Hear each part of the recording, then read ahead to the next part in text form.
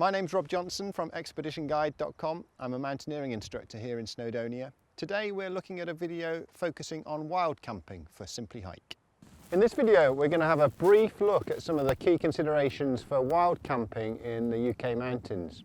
We're here in Snowdonia, and here wild camping is tolerated on the basis that it's educational and therefore brings environmental benefits with it. But that will only be the case whilst people are responsible for their actions whilst wild camping. So in general terms, avoid wild camping somewhere where you'll be seen from the road. So it needs to be up in the mountains and away from human habitation. When you pitch your tent, do so once it's dark, and then strike camp again once it's daylight. Make sure you leave the campsite as you found it, so leave no trace, leave no mess. And here in the UK, we don't have campfires. There's too much of a risk to the habitat with fire, so avoid having campfires and be really, really careful with your stove use. So let's have a look at what makes for a good campsite. We're here, we've come down off the high tops today because it's pretty breezy, it's pretty windy, and in the UK that's not unusual. So we're looking for some form of shelter, and often when I'm wild camping in the mountains I'll be looking for man-made shelter. That might be a sheepfold, or here today we've got this disused dam wall that should provide us with a bit of cover. And you can do that in your pre-planning. You can think, okay, here's my preferred camp spot, here's my second camp spot, and be aware of the prevailing wind. So today we've got a southwesterly, so we're going to be camping to the north of this wall to give us some shelter from that wind. Let's go and have a look. So we can see, having tucked behind this dam wall, the wind's dropped fairly significantly. We're still going to get a little bit of circulation of wind, but it's a lot better than it was the other side of the wall there. So when I'm choosing my camp spot, I'm looking primarily to get out of the wind. And then I'm looking at the ground that I'm going to be pitching my tent on. So here we've got something that's flat. It's never going to be sort of putting green like we might get at a campsite down in the valley. But the fact that we're high up in the mountains, we've got the wilderness, we've got the views, that's going to compensate for that. So I've got something that's reasonably flat, and I've got something that's reasonably well drained as well. I don't want to be trying to pitch my tent on a bog and ending up like I'm sleeping on a lilo. So we've got a reasonably well drained flat camp spot here. The other thing that I do want to think about though is that I've got some drinking water, and here we've got a nice stream running behind us, so I'm going to be able to get water from the stream, and I've brought some means of water purification with me, which we'll have a look at in a moment as well. So it's flat, it's well drained, it's sheltered from the wind, I've got drinking water nearby. The final consideration really is my toilet facilities. If you're going to be out for multiple nights, then you're going to need to bring a trowel and make allowance for digging and burying, or perhaps more environmentally friendly, you're going to need to bring some form of carrying device so that you can carry out any waste with you. And in certain parts of the UK that's a requirement, as it is in other national parks around the world. Here I would sort of site my toilet well away from a camp, 100 metres perhaps away from camp and from any water sources, and just make sure that everybody in the group is aware of where that toilet's going to be. So let's pitch our tent and have a look at what we've got with us.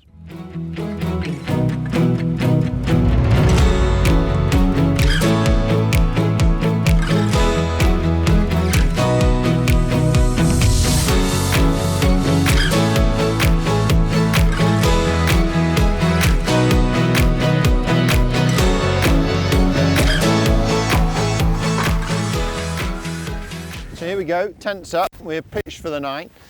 Let's have a look at some of the kit that I've got with me.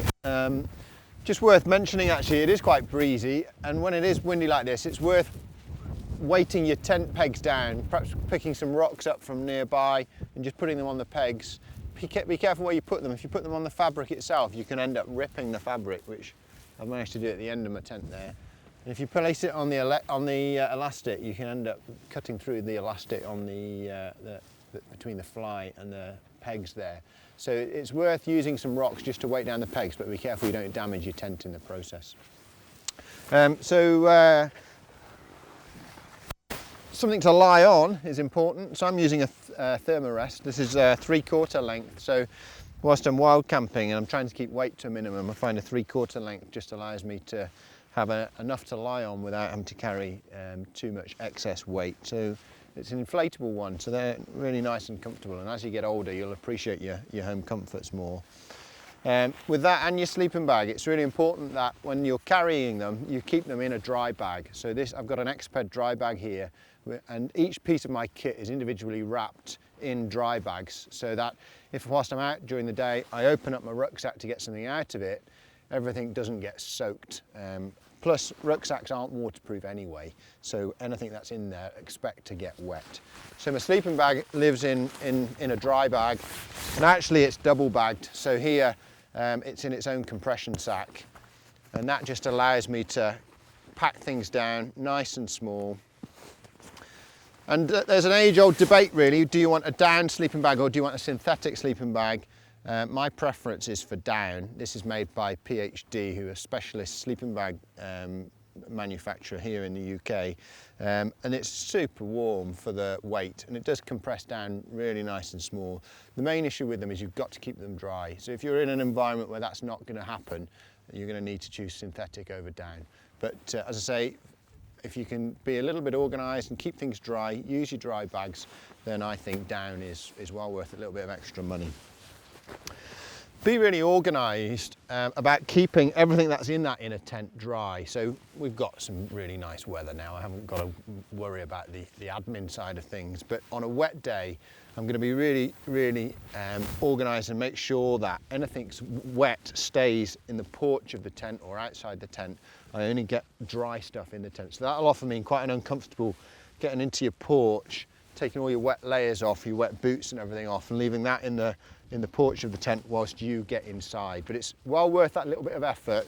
It keeps everything inside dry, and it becomes your little place of sanctity from the weather. Once things start getting wet in there, it can be a really grim place. So I've got something to lie on, something to lie in, and then I generally just fold my clothes up and use that as a pillow. I've got my head torch is going to be pretty handy because it will soon get dark, and I need that for well, inside the tent and then nipping to the loo of an evening as well. So I'll keep that handy. And then something to cook on. This is my choice of stove, and there's a whole wealth of stoves available on the market. I'm not going to go into a massive amount of depth on stoves, that will be a separate video I'm sure. My choice for UK summer wild camping is a gas stove, and I'm using a jet boil here, simply because it packs down so nice and small. It's all integrated in one system. So I've got my gas, I've got my burner, and I've got my pan, all come together. My top tip with these is it's worth bringing some other form of fire lighting, because the piezo ignition can be a little bit unreliable at times. So bring some other form of ignition as a backup. I've used the boil in the bag type meal so that I can put water in my pan, cook it in the pan, and then I haven't got to worry about any washing up. This is a titanium pan, so I don't want to get food and stuff on it. It's just going to be a devil to clean. Keep it nice and simple. For summer, gas works fine. I guess our main consideration with stoves is cooking away from our tents. We've got a fire hazard and we've got a carbon monoxide hazard. So cooking well away from the tent solves both of those problems. If you're out in truly foul weather and you feel that you've got no choice but to cook in the tent, make sure that perhaps you're in the tent and the stove is outside, you're well ventilated, and you're going to be really careful about any fire hazard. If the flame touches your tent, that's it. You'll be amazed how quickly that tent rapidly disappears around you. So stove safety, I guess, #1 priority with our stoves. You can buy multi-fuel stoves, and that would be my choice in a winter environment where things are a bit colder. Gas doesn't perform quite so well in the cold, but for UK summer, a gas stove will be absolutely fine. Other final piece of kit to think about is water purification. So you can do that with your stove. You can collect your water from the stream and boil it, and once you've got a rolling boil on the water, it'll be safe for you to drink. Lots of bubbles, no troubles. But you might also want to consider a SteriPen. So I use these here in the UK as well as sort of our overseas expeditions, and a SteriPen with a set of batteries will last me a month in somewhere like Nepal with no trouble at all. So if you're going to need to be constantly purifying all the water on a multi-day trip, this is perhaps a bit more convenient than having to boil water all the time. This works just on UV light, so it's battery operated. You turn it on, you stick it in your flask, you hold it in there for a minute until it changes colour, and that will treat your water and make your water safe for you to drink. So there we go, the essential kit for our backpacking wild camping here in the UK, and I hope that's been useful.